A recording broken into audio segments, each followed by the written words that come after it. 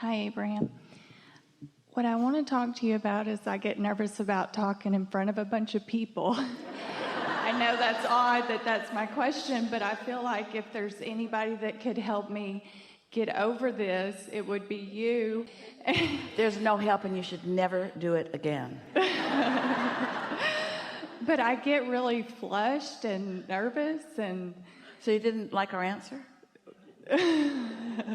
Well, I need to be in front of people for work. And need to be or want to be? I'm expected to be. Well, there's that, but feel the difference between needing to do something and somebody else expecting me to do it.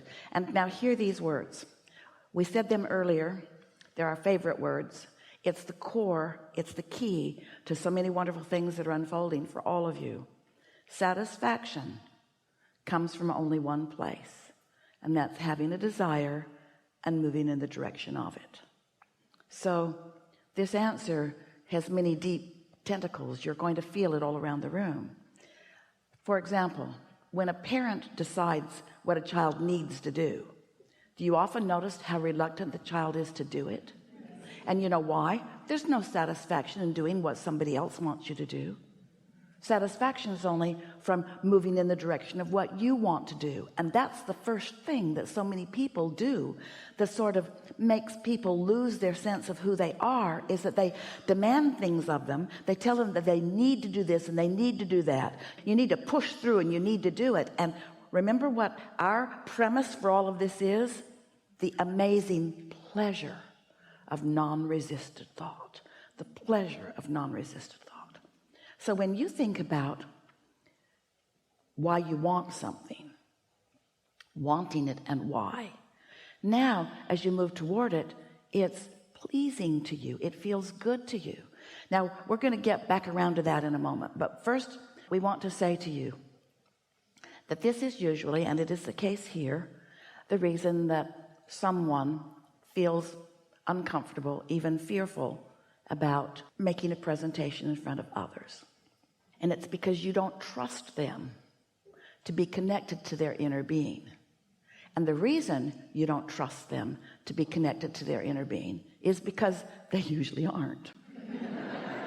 So they're petty, they're critical, they don't like themselves very much often, and so it's easy for them to find fault with you. There's a lot of people looking at a lot of people with a lot of judgment from their own place of insecurity.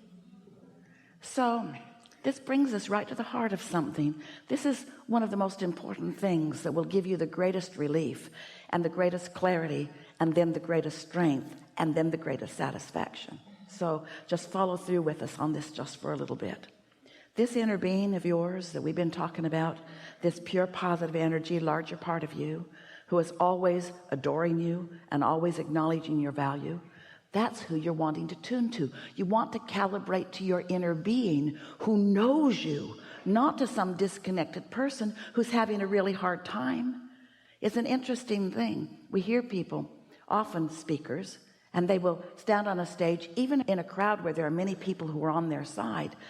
But if there is a heckler or someone in disagreement, they say often, I don't know why I keep playing to the guy that I know doesn't like me.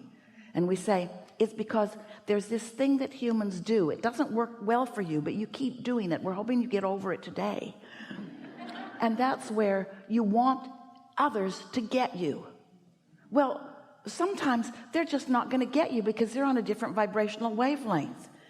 You can't get sick enough to help sick people get well, or poor enough to help poor people be prosperous. You can't become confused enough to give somebody clarity. And yet that seems to be what so many want from you. They want your resonance with them where they are. And do you know, did you follow that just a little bit? Do you know what your inner being does and doesn't do? Your inner being never lowers its vibrational frequency so that you can find resonance. Your inner being always stays right where it is, in love and knowing, which gives you the opportunity to allow your vibration to rise to meet it. Your mother,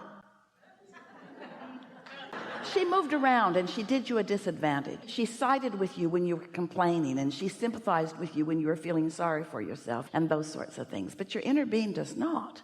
And so when you decide that you're going to reach for the way your inner being feels about the subject of your presentation, and that's not just going to be the dominant thing that you care about, it's really the only thing that you care about. You're going to be tuned in, tapped in, turned on, and you're going to be good at what you do, and you're going to deliver what you have to say, and you're going to love every minute of doing it because there's no resistance within you. You see what we're getting at? But in the minute that you turn your attention to what others think of you, oh, can you imagine? So just to be absurd, to really make a strong point, let's say that it's important to you that you be appreciated by others, because it's easy to feel good. When you see something that makes you feel good, you feel good. And when you see something that makes you feel bad, you feel bad. And a lot of people would say, well, all of this stuff that makes me feel bad needs to change so that I can feel good. It's really a conditional approach to life. It's ridiculous and it's impossible. It's like putting out an advertisement that reaches everyone on the internet that says, here's my picture and here's what I need from you should we meet. So scan the crowds as you move through life, and if you see me, here's my list. Carry it with you. Or you could just tune to your inner being. In other words, the path of least resistance is just to be in love with who you are and be in love with everything the way your inner being is in love with everything. And then you lose your sensitivity to what others think because there is a higher priority to you. And that's, you're tuning to the whole of who you are. You're tuning to the core of who you are. You're tuning to the ever-expanding being that you are. Because others, some of them are going to resonate with you and some of them aren't. We want you to know there's never a crowd on the leading edge. But when you get tuned in, tapped in, turned on, there's a high probability that those who are around, who all want some of that, will begin to find that resonance, especially if you are experiencing the awesome power of non-resistant thought. That's the epitome. That's the perfect definition of attractive, isn't it? To be so tuned in that you're in your full power and clarity. And then those who are up to speed with you to some degree, they'll come right along with you. And those who aren't ready for you won't come. But what are you going to do about it? What are you going to do about that? You're going to lower your vibration to resonate with them. You're going to give up your connection to your source energy so that you can worry about that, you see? Doesn't that help you not worry about what others are doing? We want to convince you that you really have to stop playing to the peanut gallery. No offense meant, but resonate with your inner being and then watch what happens. Helpful? Yes.